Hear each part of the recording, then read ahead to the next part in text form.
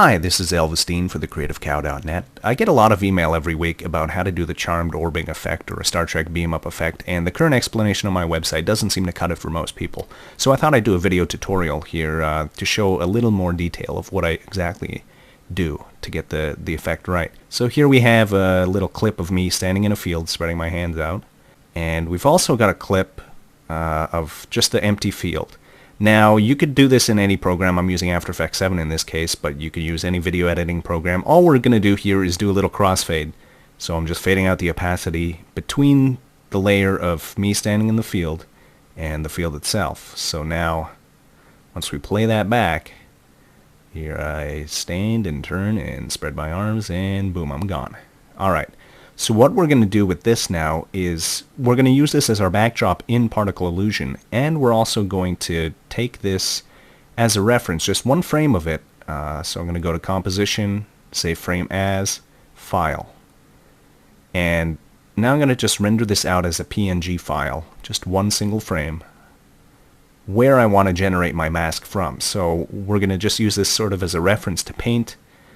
This is my paint program, Corel Photo Paint. You could use Photoshop or whatever you have. I'm just creating a new layer here, and I'm just going to use a pretty thick brush and just paint myself in with white. It doesn't really have to be accurate, just as long as you get the general shape, everything should be perfect. So here we go, la la la.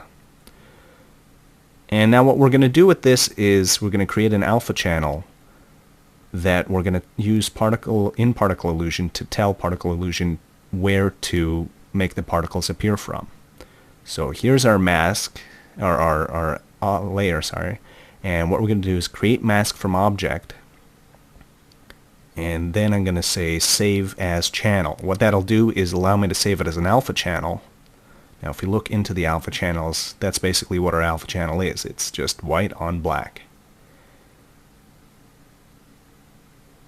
So next I'm going to just hide that front layer, and we're going to save it as a TIFF file. The reason I'm using a TIFF, not a PNG or a JPEG or anything like that, is because in Corel Photo Paint's case it doesn't seem to save alpha channels with anything but TIFF files. I found that also with certain other paint programs, that TIFF seems to be the safe format if you want to save out an alpha channel. And so here we are in Particle Illusion, and I've loaded up that video clip of the fade as the background image. And now I'm going to drop the Orbing cover from the December 2005 library. And what I'm going to do is I'm going to just reset the width and height graph, just so we don't have to deal with a lot of particles as we're setting this up. I'm also going to select Orbing cover, which will select the position of the emitter, and I'm going to reset that to recenter the emitter onto the stage. In here I'll check a mask emitter with images to get an area emitter mask. And what I'm going to do is just load up that painted alpha channel mask that we made. Now once I resize the width and height, I'm going to resize it to 864 by 480, which is the size of our video clip. And so now you can see the particles are taking the shape of me with my arms spread out. Now I'm going to just reset this number graph here,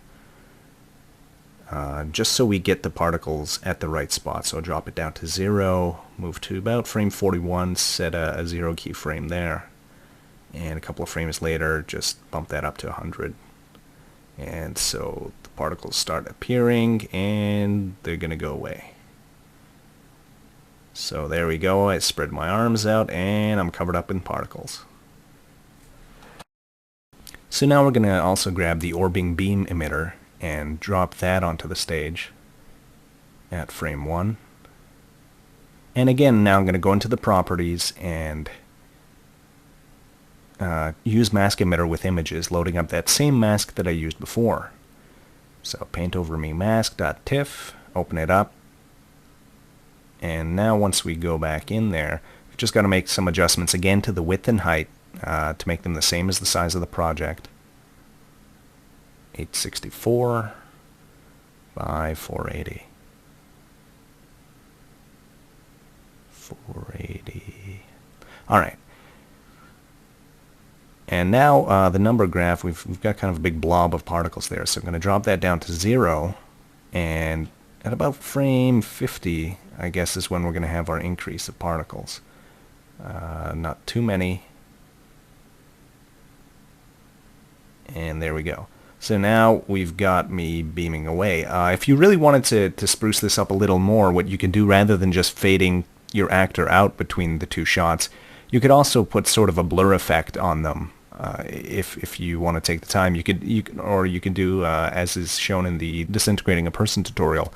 You could use that same mask to generate the particles of the actor sort of blowing away to go along with the orbing sparkles. So that's the end of this tutorial. I hope it clears up any of the questions you might have had, and also be sure to check out my training DVD, The Apprentice Magician's Guide to Particle Illusion, and all the other great DVDs at training.creativecow.net.